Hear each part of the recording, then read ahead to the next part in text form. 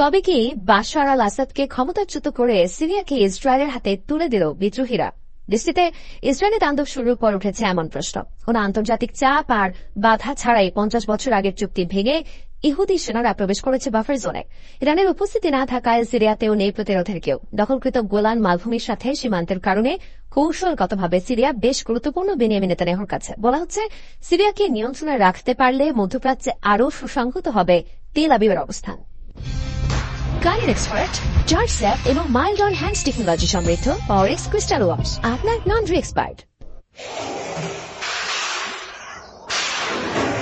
গাজা লেবাননের পর এবার ইসরায়েলি আগ্রাসনের শিকার সিরিয়া। একদিনেই 3 শতাধিক হামলা চালিয়েছে নেতানিয়াহু বাহিনী। গত 1 বছর ধরে সীমিত আকারে হামলা হলেও এর আগে কখনো এত বড় পরিসরে দেশটিতে বর্বরতা চালায়নি ইসরায়েল। এখন সিরিয়ায় ইরানের সামরিক উপস্থিতি নেই, অকার্যকর দেশটির আকাশ প্রতিরক্ষা ব্যবস্থা, আর তাই ইসরায়েলকেও ঠেকানোর কেউ নেই। এই সুযোগে আন্তর্জাতিক মহলের চাপ ও নিন্দা উপেক্ষা করে দেশটিতে আগ্রাসন চালিয়ে যাচ্ছে নেতানিয়াহু সেনারা। যেভাবে বিনা বাধায় সিরিয়ার ভূখণ্ডে তাণ্ডব চালাচ্ছে ইসরায়েল, তাতে প্রশ্ন উঠছে, তবে কি বাশার আল আসাদকে ক্ষমতাচ্যুত করে সিরিয়াকে ইসরায়েলের হাতে তুলে দিল বিদ্রোহীরা? Why do birds sing? সাপ কেন চুবুল দেয়? কারণ এটাই তার ধর্ম। ইসরায়েলের ধর্মও এমন। এ কারণেই তারা সিরিয়ায় হামলা চালাচ্ছে। গাজা এবং লেবাননের দিকে দেখুন, নিজের নিরাপত্তার কথা বলে তারা এসব অঞ্চলে বোমা হামলা করছে, ধ্বংসযোগ্য এবং গণহত্যা চালাচ্ছে। ইসরায়েলের জন্য বড় ঝুঁকি সিরিয়া। এ কারণেই তারা এখন সিরিয়ায় তাণ্ডব চালাচ্ছেন।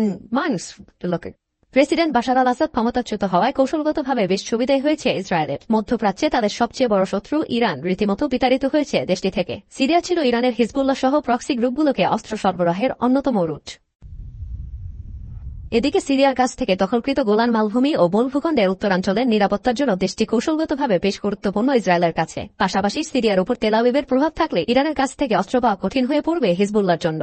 এমন পরিস্থিতিতে সিরিয়া সরকারের পতনের জন্য সরাসরি ইসরায়েলকে দায়ী করছে ইরান। অভিযোগ, বাশার আল আসাদের পতনে তাদের ষড়যন্ত্রের প্রমাণও পেয়েছে তেহরান। অনেক